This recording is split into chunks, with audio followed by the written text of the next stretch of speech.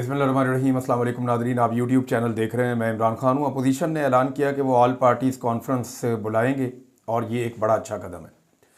देखें, दहशतगर्दी के मामले के ऊपर हुकूमत भी अपनी मनमानी कर रही है और मिलिट्री एस्टेब्लिशमेंट भी अपनी मनमानी कर रही है। जब तक कि अवामी मुंतखब नुमाइंदे या अवाम के साथ इंटरेक्ट करने वाले लोग वो बराह रास्त इन मामलात को नहीं देखेंगे और अवामी मंशा के मुताबिक पॉलिसी नहीं बनेगी, तब तक अवाम का और इदारों का आपस में एतमाद का फुकदान रहेगा। और यही एक वजह है कि पाकिस्तान में दहशतगर्दी बढ़ती जा रही है और एक कोऑर्डिनेशन नज़र नहीं आ रही पाकिस्तान की रियासत और पाकिस्तान के अवाम में, क्योंकि अवाम के ऊपर मुसल्लत की गई है एक ऐसी हुकूमत जिनको अवाम मानते ही नहीं है और जिन्होंने मुसल्लत की अवाम अब उनको भी नहीं मानते। तो अपोजिशन ने ऑल पार्टीज़ कॉन्फ्रेंस बुलाने का ऐलान किया और ये एक बहुत बड़ी पॉलिटिकल मूव है। इसका फ़ायदा क्या होगा? ईद के बाद तमाम जमातों को इकट्ठा किया जाएगा। जो इन्फॉर्मेशन मैंने गैदर किया उसके मुताबिक हुकूमत को भी दावत दी जाएगी, पीपल्स पार्टी को, PMLN को, MQM को, तमाम जमातों को कहा जाएगा कि आप आकर इसमें शामिल हो जाएं। इसके अंदर क्योंकि ये ऑल पार्टीज़ कॉन्फ्रेंस है तो मंजूर पश्तीन की पार्टी को भी बुलाया जाएगा, मारंग बलोच को भी इसमें दावत दी जाएगी मेरी इत्तला के मुताबिक। अब तक तो उनकी ख्वाहिश है ये अपोजिशन की कि उन्हें बुलाया जाए। फिर महमूद खान अचकज़ई साहब भी आएंगे, अख्तर मेंगल साहब भी आएंगे, डॉक्टर मालिक भी आएंगे, बलूचिस्तान के वो रहनुमा जिन्हें नज़रअंदाज किया जाता है वो सारे आएंगे।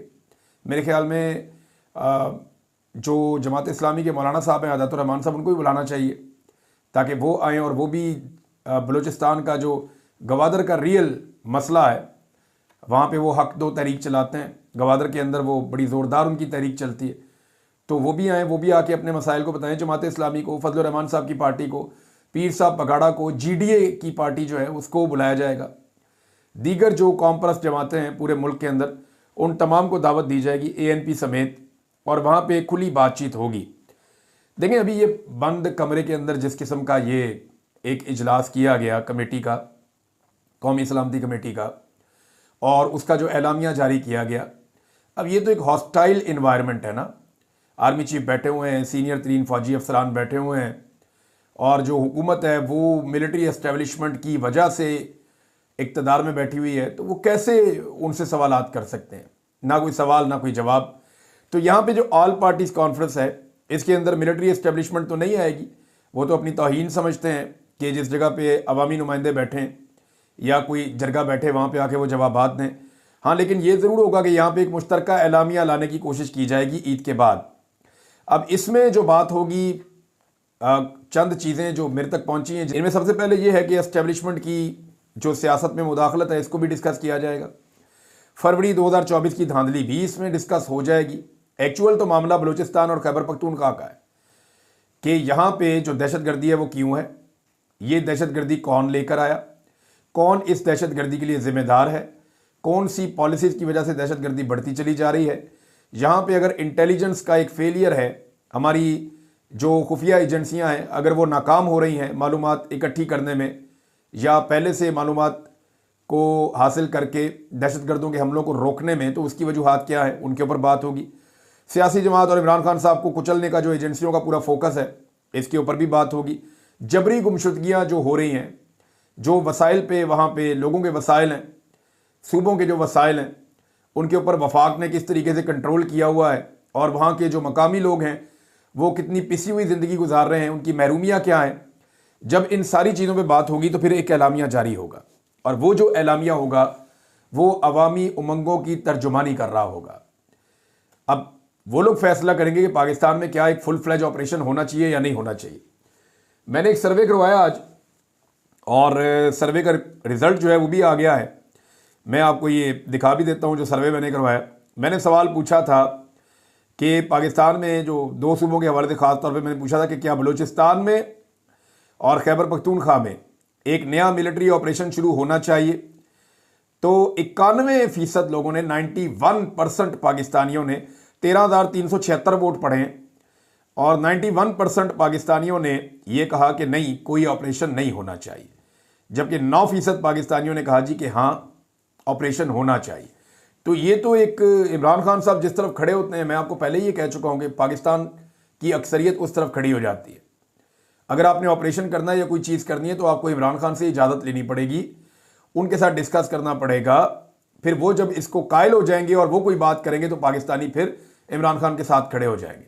तो इमरान खान ने बोला कि ऑपरेशन नहीं होना चाहिए, तो यहाँ 91% पाकिस्तानी जो हैं वो कह रहे हैं ऑपरेशन नहीं होना चाहिए। मिलिट्री ऑपरेशन, इमरान खान साहब का स्टेटमेंट भी आया रात को कि ये किसी मसले का हल नहीं होता, आपको सियासी हल तलाश करने पड़ते हैं, अल्टीमेटली आपको टेबल पर बैठना पड़ता है। दहशतगर्दी की मजम्मत करना, उसे कुचलना, उसके खिलाफ कानूनी कार्रवाई करना, ये बहुत ज़रूरी है। मुसल्ला अफराद को गैर मुसल्ला करना और जराइम पेशा अफराद को कंट्रोल करना, ये भी बहुत ज़रूरी है। लेकिन बेशतर मसाइल जो हैं वो कबायली मसाइल हैं, बेशतर मसाइल जो हैं वो मसलकी मसाइल भी हैं, बेशतर मसाइल जो हैं वो महरूमियों के मसाइल भी हैं, सियासी मसाइल भी हैं। जब आप इन सारी चीज़ों को इकट्ठा करते हैं तो आपको एक पूरी दहशतगर्दी की पिक्चर नज़र आती है। लेकिन जब आप इन्हें अलग अलग करके देखते हैं तो फिर आपको पॉलिटिकल हैंडलिंग इन सब चीज़ों की करनी पड़ेगी और साथ में रियासत को अपनी रिट भी कायम करनी पड़ेगी। तो अपोजिशन की ऑल पार्टीज कॉन्फ्रेंस ही असल जो है वो इशू को सामने लेकर आएगी, असल चीज़ों को हाईलाइट करेगी और मेरे ख्याल में कोशिश की जाएगी एस्टेब्लिशमेंट की तरफ से भी और हुकूमत की तरफ से भी कि अपोजिशन की ऑल पार्टीज कॉन्फ्रेंस जो है इसको नाकाम बनाया जाए। लेकिन ईद के बाद ये ऐलान किया गया है। अच्छा जी, मियाँ नवाज शरीफ साहब को दावत दी गई थी कि आपने कौमी सलामती कमेटी का जो इजलास हो रहा है इसमें आपने शिरकत करनी है। अब मियाँ नवाज शरीफ साहब जो है ना वो बिला वजह नाराज दविंदर बने हुए हैं, यानी वो दविंदर बने हुए हैं कि मैं जनाब नाराज़ हूँ, एक दुखी आत्मा है उनके अंदर कि जनाब मुझे लंदन से बुलाकर मुझे इतना प्रोटोकॉल दिया गया, मेरे से वादे किए गए और फिर मुझे आपने वज़ीर आज़म नहीं बनाया चौथी मरतबा। अब चौथी मरतबा जो वज़ीर आज़म बनने आए थे वो लोक विरसा संभाल रहे हैं लाहौर का, पुरानी इमारतें उनको ठीक कैसे करना है, कंस्ट्रक्शन का काम जो है वो उनके खाते में डाल दिया, उठा के कॉन्ट्रैक्टर बना दिया मियाँ साहब को। हालांकि वो चौथी मरतबा वज़ीर आज़म बनने आए थे पाकिस्तान के। मियाँ नवाज शरीफ साहब सख्त नाराज़गी जो है वो जाहिर करते हैं, लेकिन एस्टेब्लिशमेंट ये कहती है कि आप कैसे नाराज़ हो सकते हैं, भाई आपका वज़ीर आज़म है, बेटी आपकी वज़ीर आला है, जाली सीट आपको हमने दिलवाई हुई है, यास्मीन राशिद ने आपको लेंथों के साथ इलेक्शन में धूल चटाई है, इसके बावजूद हमने वो सीट आपको दे दी और यास्मीन राशिद साहबा को आपकी ख्वाहिश पे कैंसर की पेशेंट होने के बावजूद जेल में रखा हुआ है। तो मियाँ नवाज शरीफ साहब जो है ना वो अपनी दुखी आत्मा लेकर फिर रहे हैं और वो अपोजिशन का रोल भी प्ले करना चाहते हैं, हुकूमत का भी प्ले करना चाहते हैं। मियाँ साहब को कहा गया था कि आपने इस इजलास में शिरकत करनी है, 3 दफ़ा के वज़ीर आज़म है, एक अहमियत है उनकी, लेकिन मियाँ साहब वही नाराज़गी, मियाँ साहब नहीं आए। इसके ऊपर जो अर्दली हुकूमत है उसकी टका के बेइज्जती हुई है।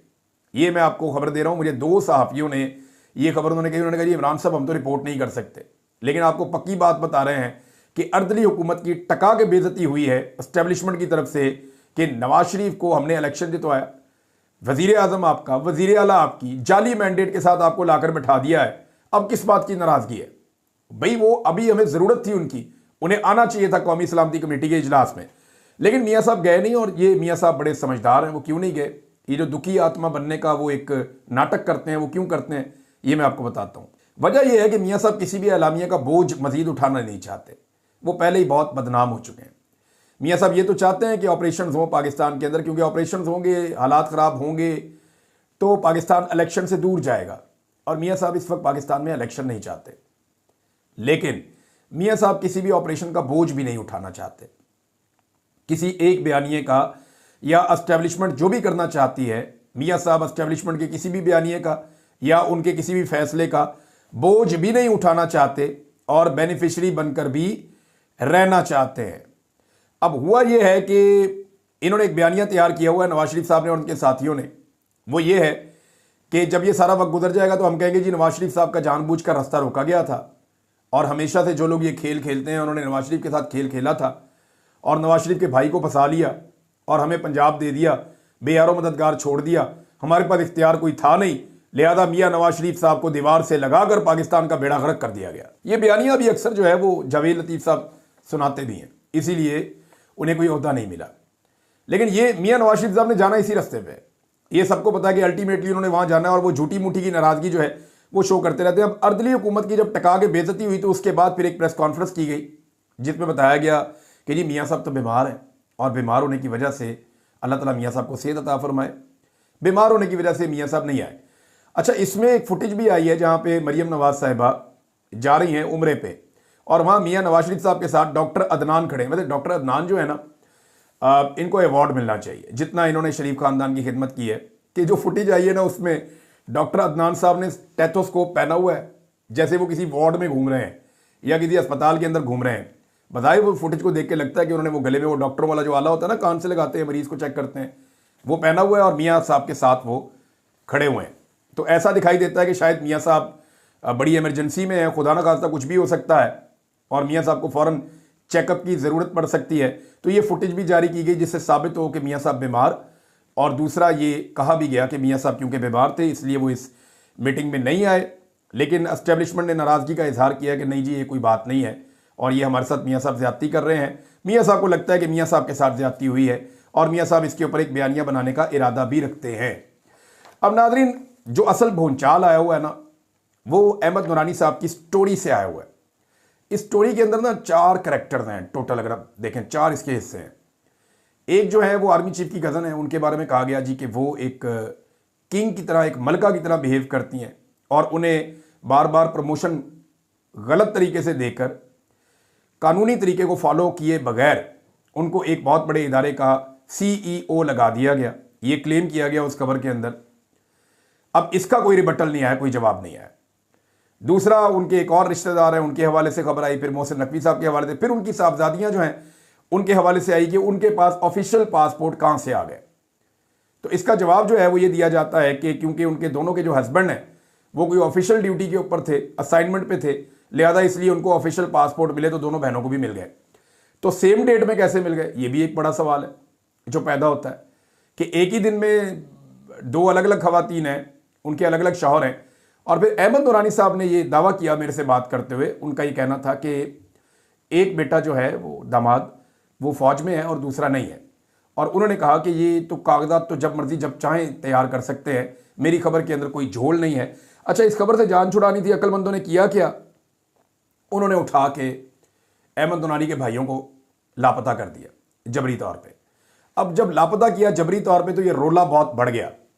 BBC ने खबर चला दी, कई और जगहों पे खबर चल गई, इंटरनेशनल मीडिया के ऊपर खबर चल गई, पाकिस्तान के सारे सहाफ़ी जो हैं वो इसके ऊपर एहतजाज करना शुरू हो गए, आवाज़ उठाना शुरू हो गए। तो जब जब इस पर आवाज़ उठ रही थी तो वो स्टोरी अहमद नूरानी साहब की, जिसने इतना ऊपर नहीं जाना था, वो ये जो एक्ट किया गया अक्लमंदों की जानिब से, उसकी वजह से ये स्टोरी एकदम ऊपर चली गई। अब एक नया बयानिया दिया जा रहा है कि जनाब वो तो खुद ही कहीं चले गए हैं उनके दोनों भाई और खुद ही वापस आ जाएंगे।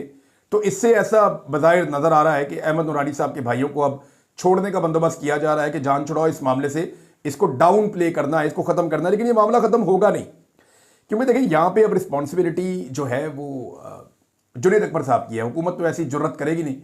जुनैद अकबर साहब ने कुछ सवालात बड़े अहम उठाए हैं। यानी मिसाल के तौर पे पब्लिक अकाउंट कमेटी की मीटिंग में जहाँ जुनैद अकबर साहब पूछ रहे थे कि 1947 से लेकर अब तक का तोशाखाना का रिकॉर्ड दिया जाए, वहाँ पे उन्होंने एक सवाल उठाया कि फ़ौजी अफसरान को जो बैरून मुल्क से तहाइफ मिलते हैं वो कहाँ जाते हैं। उनके इस सवाल के बाद सबको सांप सूंघ गए, सारे चुप कर गए। तो मेरे ख्याल में अगर अहमद नूरानी साहब की स्टोरी पे भी वो काम करें, वो पूछें कि हाजरा सुहेल साहिबा को कैसे ये तरक्की मिली, कैसे वो इतने बड़े ओहदे तक पहुंची, फिर ये पासपोर्ट्स के बारे में वो पूछ सकते हैं ये कैसे मिले, किस कैपेसिटी में मिले। फिर वो ये पूछ सकते हैं कि जनाब ये बताया जाए कि जो एक और रिश्तेदार हैं या मोहसिन नकवी हैं, इनके ऊपर इतनी नवाजिशात और अनायात, इनके पीछे कहानी क्या है। तो ये सवालात तो उठा सकते हैं। जुनैद अकबर साहब क्योंकि पब्लिक अकाउंट कमेटी के चेयरमैन है तो ये बात कर सकते हैं। अच्छा, ये स्टोरी निकलने के पीछे ना एक शक का इजहार ये किया जा रहा है कि ये कुछ अंदर से भी मामलात हो रहे हैं। यानी मैं सिंपल आपको ये करूं कि जो भी साल होता है ना तीसरा किसी भी आर्मी चीफ का, तो उसके अंदर ना चीज़ें हिलना शुरू हो जाती हैं। जैसे राहील शरीफ का तीसरा साल हमने देखा था, फिर जनरल बाजवा का तीसरा साल हमने देखा था, फिर दूसरी मरतबा जनरल बाजवा का तीसरा साल हमने देखा था। फिर इसी तरह जो हमने जब जनरल कियानी साहब जो थे, परवेज़ कियानी साहब, अशफाक परवेज़ कियानी, उनके दौर में भी हमने तीसरा साल हिलता हुआ देखा। फिर जब दोबारा उनकी एक्सटेंशन का टाइम आया तो फिर हमने देखा कि बड़ी हिलजुल हो रही थी। तो ये सेट पैटर्न है कि जब भी एक आर्मी चीफ अपने तीसरे साल में दाखिल होता है, खुसूसन आखिरी 6 महीने 2.5 साल के बाद जब उनकी मुद्दत खत्म होने लगती है तो बहुत हिलजुल हो जाती है। अब मौजूदा आर्मी चीफ जो हैं वो आर्मी चीफ 2027 तक भी रह सकते हैं और 2025 में रिटायर भी हो सकते हैं। ये दोनों ऑप्शंस मौजूद हैं ना, क्योंकि आइन में तरमीम नहीं हुई, सिर्फ एक कानून को तब्दील किया गया है। और कानून को तब्दील ये किया गया है कि आर्मी चीफ की मुद्दत मुलाजमत 3 से बढ़ा के 5 साल कर दी गई है। सादा अक्सरियत से ये कानून वापस भी तब्दील हो सकता है और वापस आर्मी चीफ की मुद्दत मुलाजमत 3 साल हो सकती है। इस सूरत में 29 नवंबर 2025 को आर्मी चीफ रिटायर हो सकते हैं।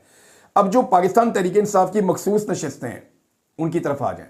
वो मखसूस नशिस्तें सुप्रीम कोर्ट ऑफ पाकिस्तान के वाज़े हुक्म के बावजूद पाकिस्तान तहरीक इंसाफ को सिर्फ इसलिए नहीं दी जा रही कि इन केस अगर किसी भी वक्त पाकिस्तान पीपल्स पार्टी हाथ से निकल जाती है या कोई और इत्तेहादी हाथ से निकल जाता है और वो कानून को वापस तब्दील करने की कोशिश करता है, तो ये मखसूस नशिस्तें फौरी तौर पे हुकूमत को दे दी जाएंगी। और जब ये मखसूस नशिस्तें हुकूमत के पास आएंगी तो फिर हुकूमत के पास ये गुंजाइश पैदा हो जाएगी कि वो सादा अक्सरियत पैदा होने से रोक सके। बात आई आपको समझ? ये गेम हो रहा है। यानी पीपल्स पार्टी तब तक कभी भी आज़ाद होकर कोई फैसला नहीं कर सकती, खुलकर कोई बात नहीं कर सकती, जब तक कि पाकिस्तान तहरीक इंसाफ को उनकी मखसूस नशिस्तें नहीं मिल जाती। तब तक पीपल्स पार्टी गेम के अंदर है ही नहीं। पीपल्स पार्टी भी ये बात जानती है कि अगर पीटीआई को उनकी मखसूस नशिस्तें मिल गई तो फिर हुकूमत को ब्लैकमेल किया जा सकता है, एस्टेब्लिशमेंट को ब्लैकमेल किया जा सकता है कि हमारे पास ये ताकत आ जाएगी कि हम जब चाहेंगे पीटीआई के साथ मिलकर कानून तब्दील कर देंगे और आर्मी चीफ की मुद्दत मुलाजमत 5 साल से वापस 3 साल हो जाएगी। तो अब आपको ये बात सारी समझ आ गई। ये तीसरा साल है, तो तीसरे साल में जो है वो चीज़ें ऊपर नीचे होती हैं। कुछ लोग कह रहे हैं कि शायद मामला यहीं पे ख़त्म हो जाएगा, कुछ लोग कह रहे हैं नहीं आर्मी चीफ 5 साल पूरा करेंगे।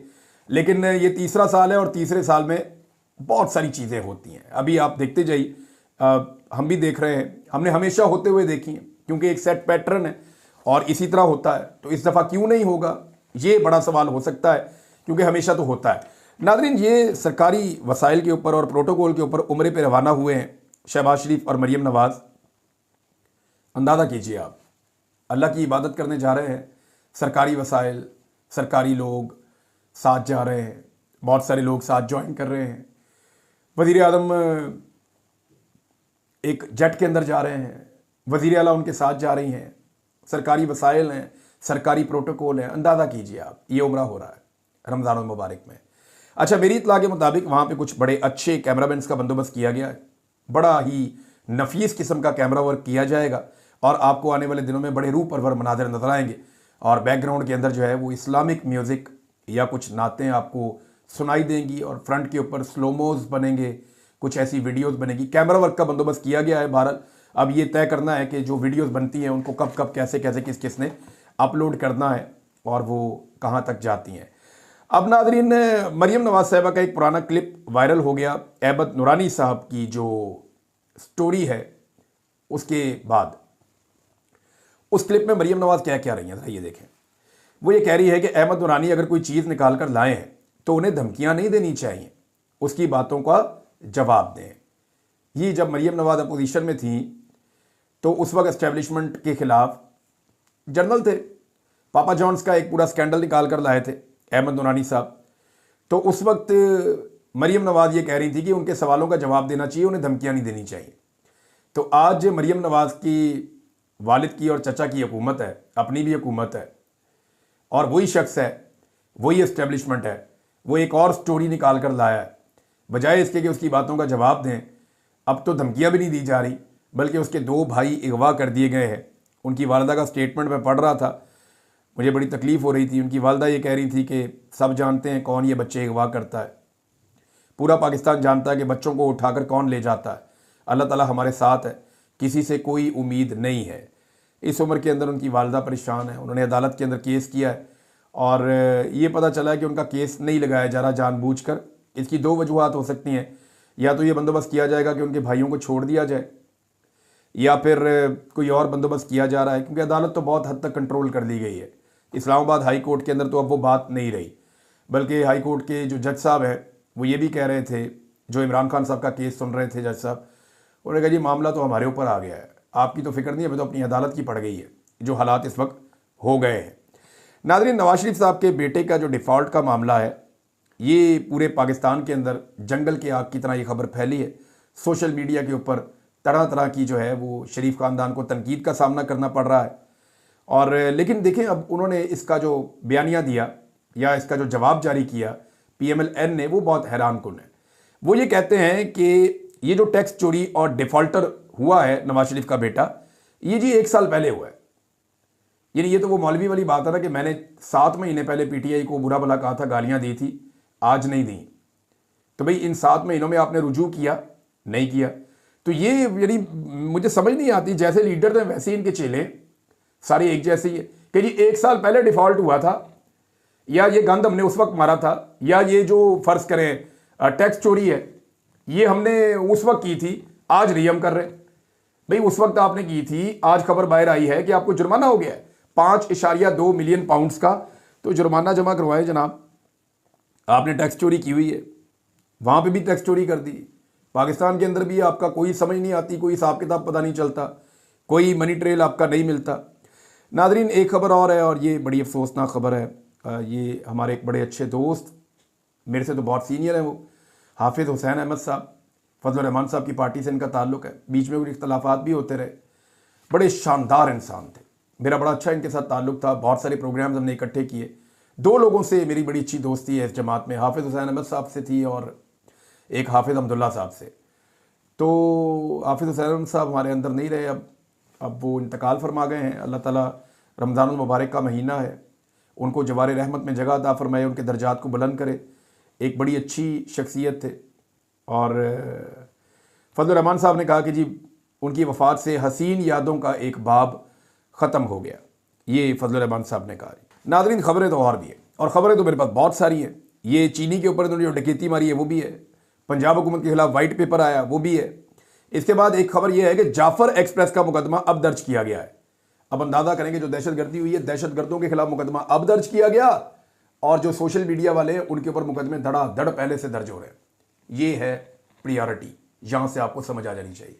अब तक के लिए इतना ही, अपना ख्याल रखिएगा, अपने चैनल का भी। अल्लाह हाफिज़।